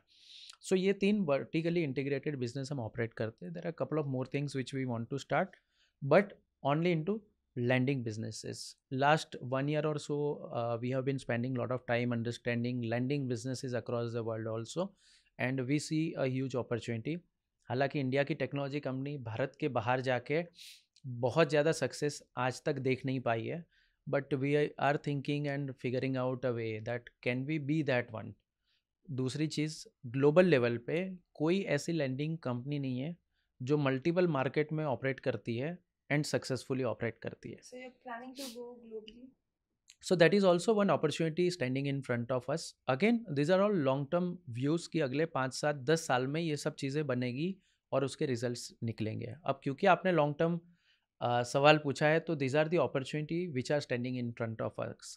अगर मैं India के अंदर ही landing businesses की बात करूं, technology focus landing business की बात करूं जिसमें हम एग्जिस्ट करते हैं, मेरे हिसाब से करंटली जो हमारे साल के 1500-1600 करोड़ के वॉल्यूम्स है, उसको हम आसानी से 15,000-18,000 करोड़ तक अगले 5 साल में लेके जा सकते हैं. And that is how we are building overall business within India and with the future possibility of going beyond Indian boundaries. Bhavin ji, जैसे आपका जो प्लेटफॉर्म है उसे मैक्सिमम कहाँ के लोग यूज़ करते हैं? Tier 1, Tier 2 और Tier 3 सिटीज़? और कौन से लोगों को कन्विंस करना आपके लिए ईजी होता है? So it is quite well spreaded. So majority of the customer, लगभग 55% customer comes from the metro cities Okay. because of high density of the population and the easy acceptance of digital modes, क्योंकि उनको app operate करना ज़्यादा अच्छे से समझता है. But 45% customer comes from Tier 1 and onwards. And Tier 2-3 का contribution धीरे धीरे और बढ़ रहा है. अगर लैंडिंग साइड पे मैं बात करूँ तो Tier 1-2 का contribution has consistently going up and up. उसका एक मेजर रीज़न है. रीज़न ये है कि मेट्रो सिटीज़ में और Tier 1 सिटीज़ में फिर भी आपके सामने इन्वेस्टमेंट की बहुत सारी अपॉर्चुनिटीज़ है. जैसे बॉन्ड मार्केट में कुछ डील्स आना, वो सब थोड़ी ईजीली आती है. आपको समझाने वाले भी बहुत सारे लोग होते हैं. बट Tier 2-3 में अपॉर्चुनिटीज़ आती ही नहीं है. जबकि हम बहुत सारी टीयर 2-3 सिटीज़ में भी ऑपरेट करते हैं। मैं पर्सनली भी वो सब सिटीज़ में विजिट करता हूँ। If I go to some event in let's say Chandigarh, I go and visit few places of Punjab also, जो टीयर 3 टीयर 4 में आते हैं, बट वहाँ पे पोटेंशियली बहुत सारा बिजनेस आ सकता है अगर उनको समझ में आएगा तो। Exactly, because they have good money. बिल्कुल People in tier 2 and tier 3 cities have good money. So बिल्कुल they can lend a very good their amount. their spending power is so huge बिल्कुल that we cannot even imagine. Because they have less expenses. Metros में और बड़ी cities में क्या है, शोबाजी ज्यादा है बिल्कुल और उनके पास सॉलिड पैसा है बिल्कुल because the land bank is huge. Right. Land bank is huge. Second, their incomes are almost similar to metro cities, Yes. but the margins Spendings are very much less. high. Spendings are much high. जैसे मेरे भी cousins Gujarat के अंदर बहुत छोटे towns like आनंद, राजकोट, अमरेली, वो सब जगह पे रहते हैं. कभी कभी हमें जेलस भी फील होता है कि भाई आप इतना कमाने के बाद भी आपका जो disposable income है is much higher. Yes. Whereas the disposable income in cities like Mumbai, Bangalore and all, hardly anything. Actually क्या है, जो ये सिटीज हैं जैसे वडोदरा हो गया, वहाँ लोग कहते हैं हम खर्च करें भी तो कहाँ करें. बिल्कुल वी हैव प्लेसेस कि हम जाएंगे, डाइन आउट करके आएंगे, रोज एक नई प्लेस है. तो मैं आपको बताऊं, मेरा एक फ्रेंड है, वो बड़ोदरा रहते हैं, बड़ौदा. अब वो बोले कि अगर राधा जी कि अगर मैं बड़ौदा में जाता हूँ तो मेरा तो 4 लोगों का परिवार है, 1000 रुपए में भी बहुत लेविश खा के आ जाता है. जबकि आप दिल्ली या बॉम्बे या नोएडा की बात करें तो if you are going to any premium restaurant, the minimum ticket size is 5 to 10,000 rupees. Absolutely. This is without alcohol, and if you are consuming alcohol then even higher. Absolutely. तो ये प्रॉब्लम तो है. जैसे मेरे cousins कुछ आगरा रहते हैं या कहीं रहते हैं तो वहाँ खर्चे बहुत कम है, रिलेटिवली बहुत कम है. राइट. एंड उनके बिजनेसेस के मार्जिन मेट्रो सिटीज से बेटर है because their rentals are lesser, cost of the employees are lesser. तो that is where we are also seeing an opportunity. तो हमारी अराउंड 16 ऑफिसेज है across India other than head office in Mumbai. तो उसमें से आधी ऑफिसेज टीयर 2-3 सिटीज़ में ही है. And the next phase of expansion जहाँ पे हम थोड़ा सेल्स सपोर्ट वगैरह देना चाहते हैं, that also we are planning to do tier 2-3 cities only.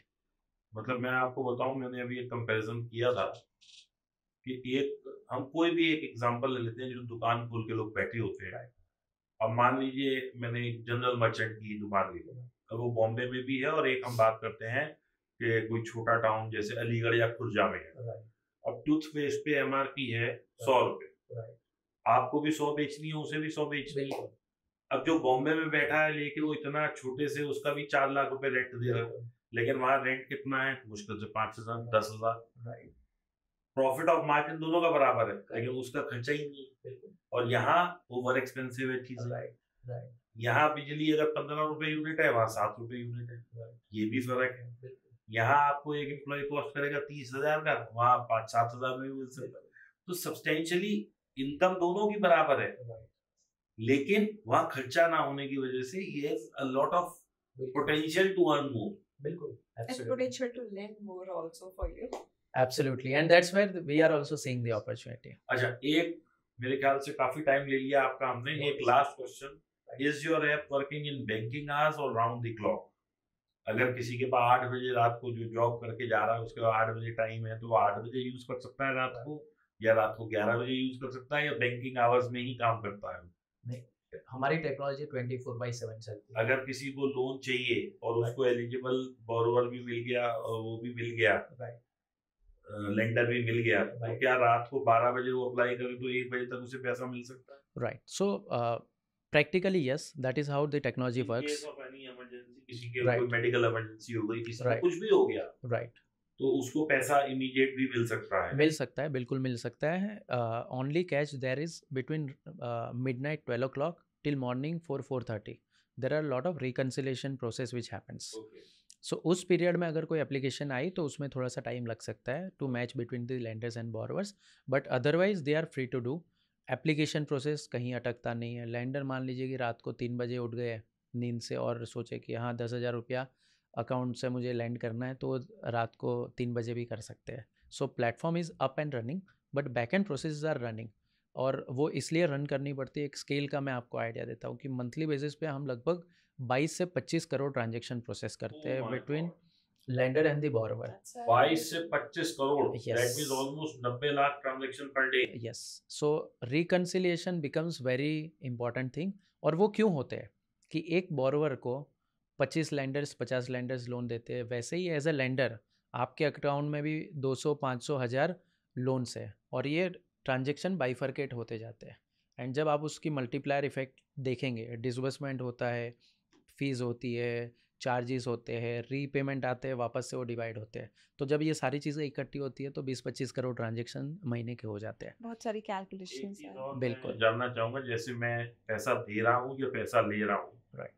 तो जो आपकी फीस है वो अपफ्रंट मुझे वहां दिखती है? मतलब मान लो मैंने 1 लाख रुपए दिए, चाहे मैंने एक को दिए या 50 लोगों में बांट के दिए, तो अब मेरे को हर महीने कितना आएगा आपकी फीस वगैरह काट के, प्लेटफॉर्म फीस काट के, जो भी टैक्सेस वगैरह जो भी उसमें लगता है वो काट के मुझे वहां दिखाई देगा कि नेट नेट मुझे हर महीने इतना मिलेगा, या वो some calculation is there which is running after I take the loan, या कुछ ऐसा है? बिल्कुल नहीं, सब कुछ अपफ्रंट दिखता है। आपने जो देने वाले को भी और लेने वाले को भी? बिल्कुल, एंड सब सेम ही दिखता है। अच्छा। बॉरोवर कितने रेट पे ले रहा है, उसकी फीस क्या है, वो क्या चार्जेस पे करेगा, सब कुछ एक कॉमन एग्रीमेंट के अंदर होता है, प्लस प्लेटफॉर्म के अंदर विजिबिलिटी में भी होता है, और वही सेम एग्रीमेंट लेंडर को दिखता है, बॉरोवर को दिखता है और हमें भी दिखता है। दूसरी चीज़, आपने जो 100 बॉरोवर्स को लोन दिया है, हो सकता है 100 के 100 बॉरोवर की अलग अलग फीस स्ट्रक्चर हो, किसी की ½ है, किसी की 2% है, किसी की 1.25% है, बट हर एक लोन लेवल पे जो फीस का स्ट्रक्चर है, जो मैं आपसे एज ए लेंडर चार्ज करने वाला हूँ, वो भी वहाँ पे डिस्प्ले में दिखता है। जब पैसे वापस आ जाते हैं तब उसकी एक समरी भी आपको प्लेटफॉर्म पे हमेशा दिख जाती है कि आपने 1 लाख लगाया था, 1000 बॉरोवर में गया था, वो 1000 बॉरोवर से इतने बॉरोवर ने पे किया, जिसका सम इतना है, प्लेटफॉर्म की फ़ीस इतनी है और आपका नेट पैसा इतना आपने बनाया है। उसके अलावा आप डिटेल में रिपोर्ट भी निकाल सकते हैं बॉरोवर लेवल की, कि बॉरोवर को आपने मान लीजिए कि 100 रुपया दिया था, वो 100 के सामने कितना आया है, आज क्या स्टेज पे है, क्या वो बॉरोवर अभी करंटली रेगुलर मुझे लोन पे कर रहा है, डिफ़ॉल्ट हो चुका है, क्या हो चुका है, हर चीज़ आपको प्लेटफॉर्म के ऊपर दिखती है। उसके अलावा जब बॉरोवर ने ईएमआई पे किया, हम एज अ प्लेटफॉर्म आपको T+1 में ट्रांसफ़र कर देते हैं, तो cash incoming and outgoing matches with your bank account and the platform, उसकी भी रिपोर्ट आपको प्लेटफॉर्म से मिल जाती है। कोई ग्रीवेंस सेल वगैरह, जैसे बैंक में एक मैकेनिज्म होता है कि if you have any complaint then level 1, level 2, level 3 and then make the ombudsman, तो क्या आप लोगों के यहाँ भी ऐसा चैनल होता है? बिल्कुल सेम चैनल है, यस, सेम रूल्स के साथ चलता है हमारे प्लेटफॉर्म के ऊपर। विजिबली वो इन्फॉर्मेशन डिस्प्ले में होती है, आप जब अपना लेंडर अकाउंट ओपन करते हैं तो आपको ऐप के अंदर में वो विजिबिलिटी आ जाती है, and ultimately regulatory is also there. अगर हम आपको आंसर नहीं दे रहे तो you can always reach out to the Reserve Bank of India and they give us 3 days time period. Ombudsman team हमारे पास पहुंचती है and we resolve that customer query, but generally वहाँ तक पहुँचने की ज़रूरत नहीं पड़ती है। एक और क्वेश्चन मेरे अभी उसमें आया, मैंने जैसे मैं डिस्कस करता हूँ पॉडकास्ट से पहले, तो एक हम आजकल कई दफ़ा गवर्नमेंट की भी वो देखते हैं एक रेगुलेटरी कि भाई चाइनीज ऐप्स भी कुछ मार्केट में चल रही हैं जो आपको टेक ट्रैप में फंसाती रहती हैं, उनके इंटरेस्ट भी शायद बहुत हाई हैं। तो as a this is not related to you, not related to your company, not related to लेन देन, but as a matter of awareness, तो क्या वो मतलब उस डेट ट्रैप का क्या मतलब है और ये क्या क्या सिस्टम क्या है इसका? राइट, तो क्या होता है कि 2018-19 के आसपास चाइना के अंदर डिजिटल लैंडिंग कंपनीज के ऊपर बहुत बड़ा क्रैकडाउन हुआ था, because lot of companies were flouting rule and they were wrongly exploiting customers. दूसरी चीज़ हुई थी कि बहुत सारे कस्टमर्स वो ऐप कंपनीज से पैसा लेके स्टॉक मार्केट में लगा रहे थे या तो स्पेकुलेटिव इन्वेस्टमेंट में पैसा इन्वेस्ट कर रहे थे, तो गवर्नमेंट ने बहुत एक्शंस लिए एंड उसकी वजह से बहुत सारी चाइनीज़ कंपनीज वो बिज़नेस से बाहर हो गई। Now they started looking for newer markets, और कहाँ पे जा सकते हैं, तो साउथ ईस्ट एशिया में बहुत सारी कंपनी गई, बहुत सारी कंपनी इंडिया में भी उस टाइम पे आने लगी। तो 2019 में बहुत सारी ऐसी चाइनीज़ ऐप इंडिया के अंदर आई थी जिन्होंने कस्टमर्स को लोन देना चालू किया। अब उनका जो अंडर राइटिंग क्राइटेरिया है, क्या होता है कि कोई भी लैंडिंग बिजनेस को बड़ा करने के लिए आपको लोकल मार्केट की समझ होनी ज़रूरी है। जैसे बहुत सारी MNC लैंडिंग कंपनीज और big banks came to India but fail to understand the psychology और behavioural pattern of the local customer. आपको लोकल कस्टमर को समझना बहुत ज़रूरी है। तभी मैंने अभी 1-2 पॉइंट में बताया आपको कि मैं कस्टमर्स को बहुत मिलता हूँ, कस्टमर के ऊपर नेक होना बहुत ज़रूरी होता है। जब आप वो मार्केट में एग्जिस्ट नहीं करते हो या आप वहाँ से नहीं हो तो आपको समझने में टाइम ज़्यादा स्पेंड करना पड़ेगा। अब ये कंपनीज जो थी उन्होंने ऐप तो लॉन्च यहाँ पे कर दी, बोरोवर को तो वो समझते नहीं, तो उन्होंने क्या किया कि बोरोवर को एक काम करते, 1000 रुपया ऐसे ही दे दो, फिर देखते हैं कि उनको उनमें से कितने डिफ़ॉल्ट करते हैं, फिर धीरे धीरे अंडर राइटिंग मैकेनिज़्म वगैरह बनाना चालू करेंगे। तो अब 1000 रुपया दे दिया, आपने डिफ़ॉल्ट कर दिया, 1000 रुपये के लोन पे आपने असेस तो किया नहीं था, अब वो आपको एक्सप्लॉइट करना चालू करेंगे, आपके रिलेटिव्स को रीच आउट करना चालू करेंगे, आपके फ़ोन के अंदर अगर कोई डेटा था तो आपसे सारा डेटा ले लिया होगा, which is not legally allowed. सारा डेटा का मीनिंग क्या है कि आपके फ़ोटोज़ की भी एक्सेस ले ली, आपके रिकॉर्डिंग्स की एक्सेस दे दी, आपके वीडियोज़ की एक्सेस ले लिए। तो क्या आपके यहाँ भी कुछ ऐसा सिस्टम है, आपके बिल्कुल लेते नहीं। हैं data? See again I am saying this is about companies which are operating without licenses, Okay. और ये 2019 की बात है। इंडियन ऐप्स कभी भी ऐसी कोई चीज़ नहीं करती थी, ना हमारी ऐप करती थी ना किसी और की ऐप भी करती थी। As a companies we think much more about the customer than just about businesses, right, and that is a good part about India as well. तो ये हुई 2019 की बात। फिर गवर्नमेंट ने बहुत बड़ा क्रैकडाउन किया इन द कोरोना वेव, क्योंकि ये लोगों ने प्रेशर बढ़ाया कस्टमर्स के ऊपर एंड कुछ कस्टमर ने एक्सट्रीम एक्शन भी ली। तो then government and the Reserve Bank of India started taking action, play store app store के ऊपर उन्होंने ये सारी ऐप्स की लिस्टिंग हटाने का चालू किया, एंड बहुत सारी ऐप उस टाइम पे हट भी गई, वगैरह वगैरह हो गया। And then there was another round which started sometimes in earlier this year, बट इस बार मुझे लगता है कि उतनी इम्पैक्टफुल नहीं हो पाएगी, because now App Store, Play Store is also very, very conscious about it. They don't allow any of the app operating without any backing of NBFC or the bank in country. दूसरी चीज़, for companies who wants to operate into lending business in India, even via app also, working with another NBFC or bank, they have to also follow the digital lending guidelines set by the Reserve Bank of India. तो rules बहुत set कर दिए गए हैं, but फिर भी कभी कभी क्या होता है कि आप out of play store and app store भी एपी के ऑप्शन लोगों के साथ शेयर कर रहे हो, वहाँ से कर रहे हो, बट वो उतने हाई लेवल पे नहीं जा सकता है। अगर आपके ध्यान में ऐसा कोई प्लेटफॉर्म आता है तो it is very important that it is brought to the notice of Reserve Bank of India, RBI, जो उसके ऊपर इमीडिएटली एक्शन ले सकता है, क्योंकि इससे आपकी कोई हेल्प नहीं होने वाली है एज अ कस्टमर। ये आपको रॉन्ग डायरेक्शन में ले जाएगा और आपके जैसे हज़ारों और कस्टमर के साथ फ्रॉड होने के बहुत चांसेस है। रेगुलेशंस तो बहुत ज़रूरी है हर चीज़ में। रेगुलेशंस बहुत ज़रूरी है और Indian regulators are very very Very strong, yes. Very conscious about this. मतलब I vouch for the regulator because आप बिलीव नहीं करोगे, जब इंडिया के अंदर P2P सेगमेंट जस्ट 100 करोड़ का था, 100-150 करोड़ की भी डिसबर्समेंट नहीं हुई थी, उस टाइम पे रेगुलेशंस अनाउंस हुए। और उसका बैकग्राउंड ये था कि when the market was growing in China, the P2P market was growing in China, it was growing at so high speed. When regulators saw that, they saw the fractures also, they saw the cracks also, कि ये क्या गलत जा सकता है और ये गलत जाएगा। एंड हेंस अक्टूबर 2017 में इंडिया के अंदर P2P रेगुलेशंस अनाउंस हुए, and second quarter of 2018 China का P2P लैंडिंग मार्केट $400 बिलियन था, वहाँ से गिर के $10 बिलियन के नीचे एक साल के अंदर चला गया। Government had to crack down, government had to stop it. See, our regulator has that kind of understanding and the visibility. Definitely, sometimes as an innovator, we feel that it is little conservative, but for larger interest of the public and the economy, I think that's the best policy. Where the money is involved, you have to be extra conscious. Absolutely, and when the retail money is involved, you have to be even double conscious.